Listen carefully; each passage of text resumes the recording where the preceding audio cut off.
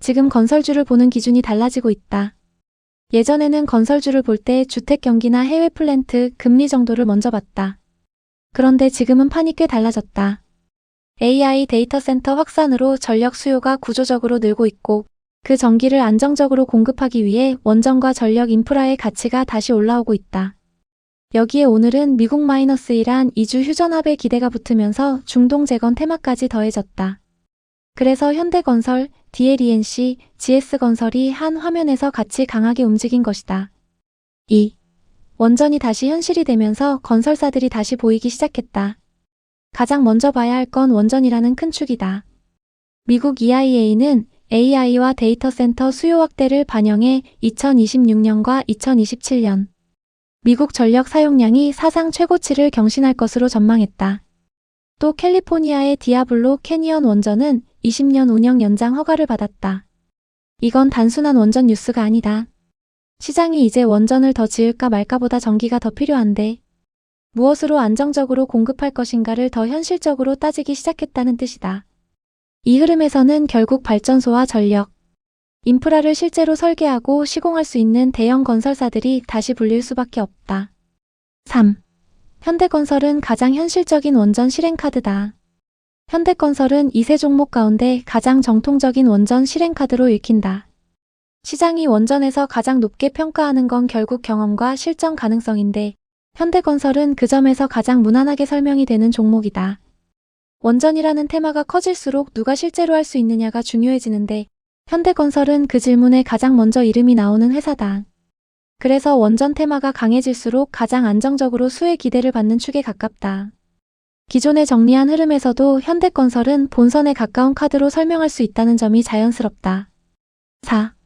DLENC는 SMR 선점 카드라는 점이 다르다. DLENC는 결이 조금 다르다.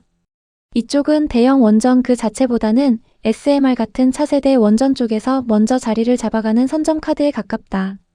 시장은 늘 미래 성장성을 좋아하지만 결국 나중에는 설계, 인허가, 공정, 사업화 진척을 따진다. 그래서 DLENC는 기대감만 있는 회사라기보다 앞으로의 원전판에서 조금 더 앞자리를 선점하려는 회사로 읽힌다. 즉 현대건설이 본선이라면 DLENC는 미래축의 선점이라는 색깔이 더 강하다. 5. GS건설은 아직 실적주보다 재평가 후보에 가깝다. GS건설은 아직 현대건설처럼 대표 원전 실행주로 보기에는 이르고 DLENC처럼 뚜렷한 SMR 스토리가 굵게 박힌 것도 아니다. 다만 바로 그래서 시장은 GS건설을 원전과 전력, 인프라판에 본격적으로 편입될 수 있는 후보로 보기 시작하면 주가를 더 민감하게 반영하기도 한다. 쉽게 말해 이미 강한 카드라기보다 향후 뉴스가 붙을 경우 재평가 폭이 커질 수 있는 종목이라는 뜻이다.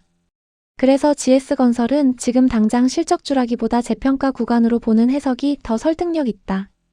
6. 오늘은 여기에 재건 테마까지 추가로 붙었다. 그리고 오늘은 여기에 재건 테마가 추가로 얹혔다. 국내 증시 보도들을 보면 8일 장중건설주 급등의 직접 배경으로 미국 -1한 2주 휴전 합의와 그에 따른 중동 재건 기대가 거론됐다. 실제로 DLENC, GS건설, 현대건설 등 주요 건설주가 동반 급등했고 기사들은 해협 봉쇄 우려 완화와 종전 후 인프라 복구 기대가 건설 업종 전반의 투자 심리를 끌어올렸다고 설명했다.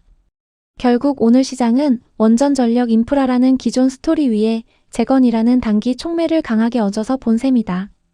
7. 왜 재건 테마가 건설 3사에 잘 붙었는가? 이유는 단순하다. 전쟁이 멈추면 결국 시장의 관심은 무엇을 다시 세우느냐로 옮겨간다. 플랜트, 정유시설, 항만, 도로, 발전설비, 주거 인프라까지 결국 다시 짓는 쪽으로 시선이 이동한다. 건설주는 원래 이런 기대를 가장 먼저 받는 업종이다. 특히 이미 해외 플랜트와 대형 프로젝트 이미지를 가진 회사라면 종전이나 휴전, 뉴스가 나오는 순간 가장 먼저 자금이 몰리기 쉽다. 오늘은 바로 그 전형적인 반응이 나온 날로 볼 수 있다. 8. 하지만 테마와 실적은 전혀 다른 이야기다. 다만 여기서 가장 중요한 건 테마와 실적을 같은 것으로 보면 안 된다는 점이다. 오늘 주가가 강했던 건 맞지만 그게 곧바로 대형 수주 확정이나 실적 급증을 뜻하는 건 아니다. 재건 사업은 정치, 외교, 제재, 자금 조달, 실제 발주처 결정 같은 여러 단계를 거쳐야 한다. 원전도 마찬가지다. 운영 연장 허가가 났다고 바로 매출이 찍히는 게 아니고 AI로 전력 수요가 늘어난다고 해서 곧바로 신규 프로젝트가 확정되는 것도 아니다. 그래서 지금은 숫자가 확인된 구간이라기보다 기대가 먼저 달리는 구간이라고 보는 게 더 맞다. 9. 투자자가 꼭 조심해서 봐야 할 세 가지다. 첫째, 재건 기대를 실제 수주로 착각하면 안 된다. 오늘은 분위기가 좋지만 진짜 중요한 건 향후 발주 공고와 계약 체결, 수주 공시가 실제로 붙는지다. 둘째, 세 회사를 같은 무게로 보면 안 된다. 현대건설은 실행, DLENC는 선점, GS건설은 재평가라는 식으로 결이 다르다. 같은 테마 안에서도 무게중심은 다르다. 셋째, 단기 급등 뒤에는 변동성이 커질 수 있다. 테마 장세는 붙을 때도 빠르지만 다음 뉴스가 약하면 식는 속도도 빠르다.